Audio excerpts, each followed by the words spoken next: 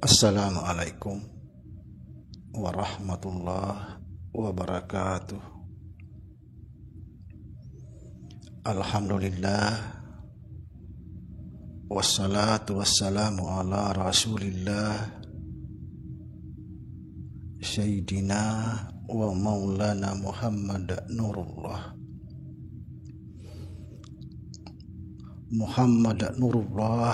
sirri wa sirri fi sirri la Allahu asma wal sifati.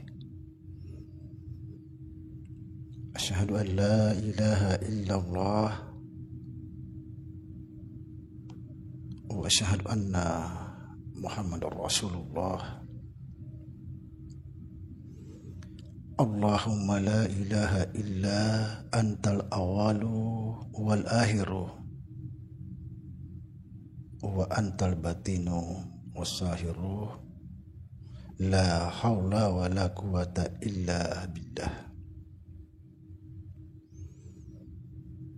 Saudara-saudara yang saya cintai dan yang saya sayangi dimanapun berada, semoga senantiasa dalam bimbingan Allah Subhanahu wa ta'ala, diberikan rahmat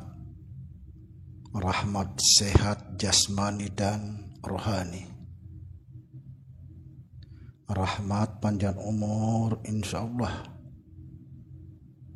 serta rahmat ilmu dan rahmat kesejahteraan dunia akhirat, amin ya rabbal alamin. Saudara-saudaraku semuanya yang telah mengikuti saya, tetap istiqomah di dalam pengetahuan kita, terutama yang sudah mengalami, yang sudah bisa merasakan, yang lebih khusus yang sudah mendapat baiat yang ada di dalam grup. Pasti saudara bisa merasakan bagaimana mengalami Tuhan. Pasti saudara bisa membedakan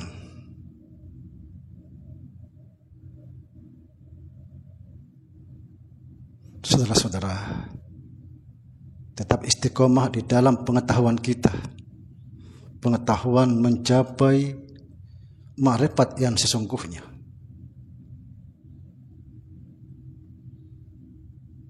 Kenapa saya katakan? Karena namanya ilmu ma'rifat sekarang ini sudah sangat terbuka. Cuma sayang, banyak sekali tauhidnya yang bermasalah, tauhidnya yang kebobolan, amrul.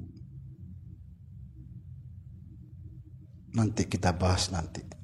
Kebetulan saya melihat satu konten, gak tahu konten siapa karena cuma suaranya.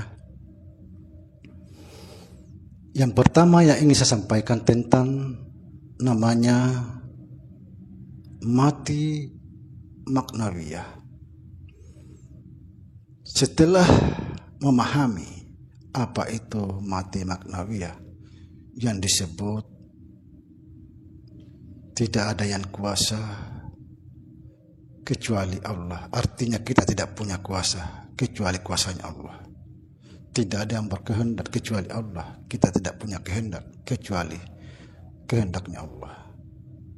Kita tidak punya ilmu kecuali ilmunya Allah. Artinya kita tidak tahu apa-apa kecuali Allah. Tidak ada yang hidup kecuali Allah. Artinya kita tidak punya kehidupan kecuali Allah. Tidak ada yang mendengar kecuali Allah. Tidak ada yang melihat kecuali Allah. Tidak ada yang berkata-kata kecuali Allah. Kita tidak punya daya upaya. Ini semua benar. Tapi ini yang saya katakan, Panah seperti ini adalah panah yang paling rendah. Benar, bukan salah, benar. Tapi panah masih rendah.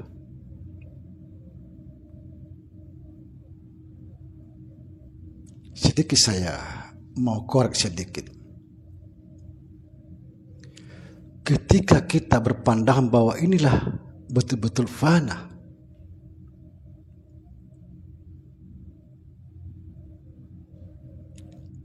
tidak menyadari di sana ada penghalang antara hak dan yang batil.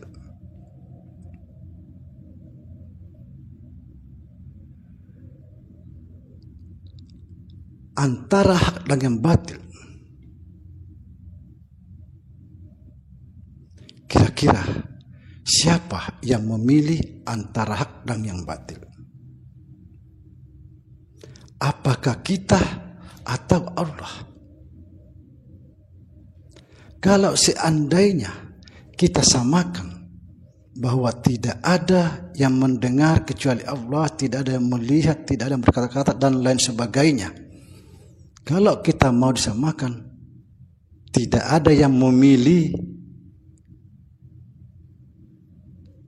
selain Allah.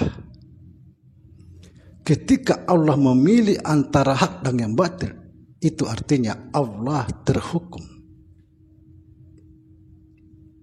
Karena hak dan yang batil itu adalah hukuman bagi manusia.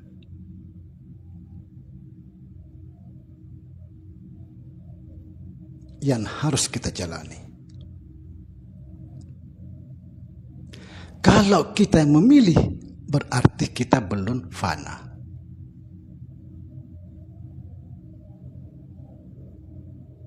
Masa sih ada orang panah memilih?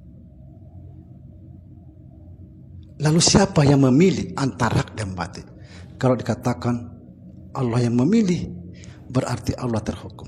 Maka kita harus berhati-hati, saudara.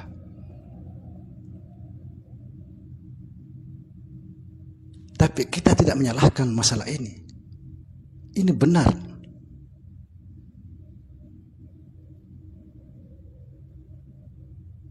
Disinilah ukurannya bahwa ada panah lebih tinggi daripada ini.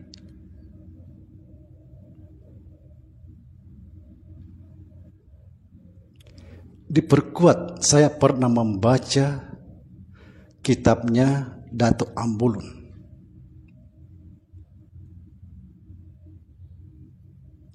Di situ dikatakan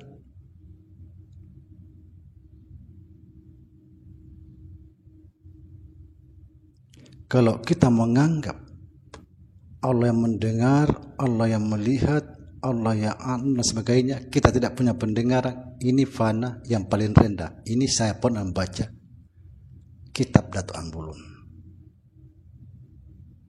Nah, kalau saya kaitkan dengan keilmuan saya yang saya pahami dari kakek saya, begitu juga saya sampaikan di dalam grup saya, sangat bersesuaian. Subhanallah.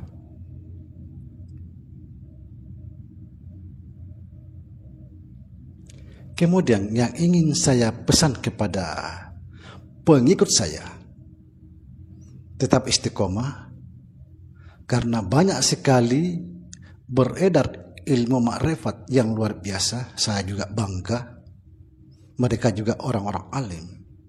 Cuma saya tauhidnya masih mengamban.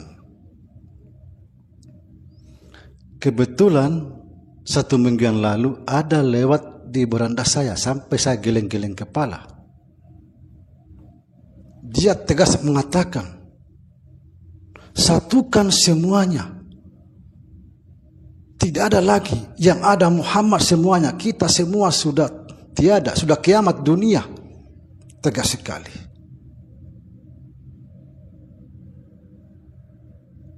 Tidak ada lagi katanya semuanya, yang ada hanya Muhammad.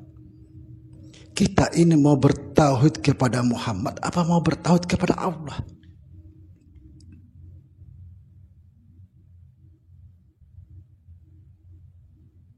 Tapi kita tidak menyalahkan, karena itu kan faham mereka. Insya Allah mereka juga orang alim.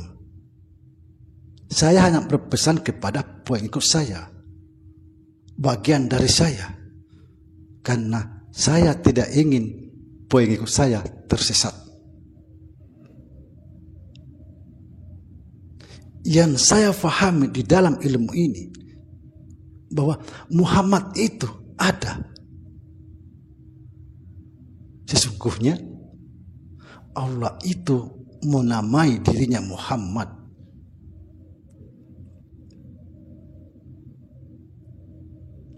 Kita ini dari Allah, kembali kepada Allah. Awalnya kita Allah, akhirnya pun Allah.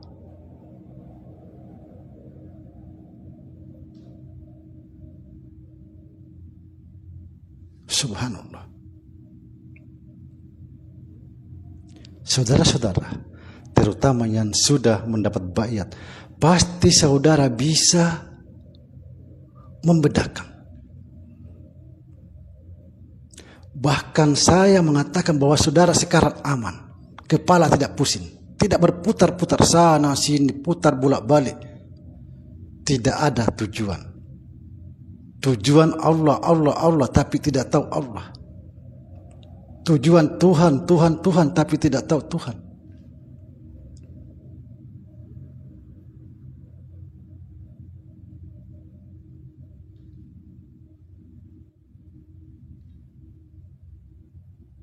Jangan terpengaruh.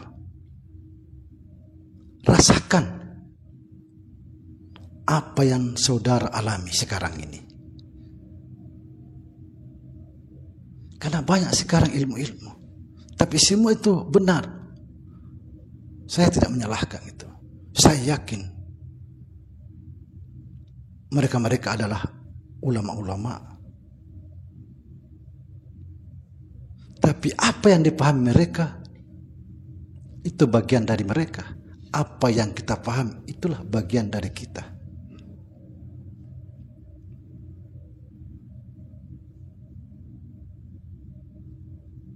Seperti sholat. Ada yang menarik napasnya, baru takbir Allahu Akbar. Saya anggap, mohon maaf, ini salah jalan. Dia datang melalui hidung. Melalui hidung. Pas dia kembali melalui mulut, salah jalan. Coba perhatikan saudara, tarik nafas, angkat nafas, Allah. Tidak ada keluar hidung, keluar mulut, salah jalan.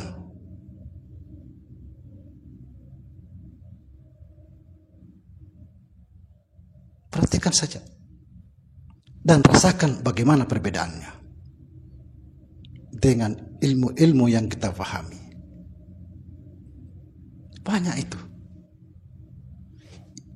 Jalan kita tarik naik, kembali lagi keluar hidung, setelah berhenti baru takbir Allahu Akbar. Inilah yang dikatakan kakek saya, jangan sembahyang di masjid, jangan sembahyang di rumah, tapi sembahyanglah di sisi Allah. Artinya gimana? Kita datang dan dari Allah melalui hidung, kembali lagi melalui hidung, setelah berhenti sampailah kepada Allah, maka itulah dikatakan sembahyanglah kamu di sisi Allah. Jangan ikuti saudara, jangan ikuti. Bagi orang yang betul-betul ingin mengikuti saya, ikutlah apa yang saya sampaikan. Jangan dicampur-campur aduk. Kalau mau menyeberang ke sana, silahkan menyeberang ke sana. Karena saya menyampaikan sesuatu, saya akan mempertanggungjawabkan. Kalau tercampur-campur, saya tidak bisa mempertanggungjawabkan, walaupun saudara sudah dibayat.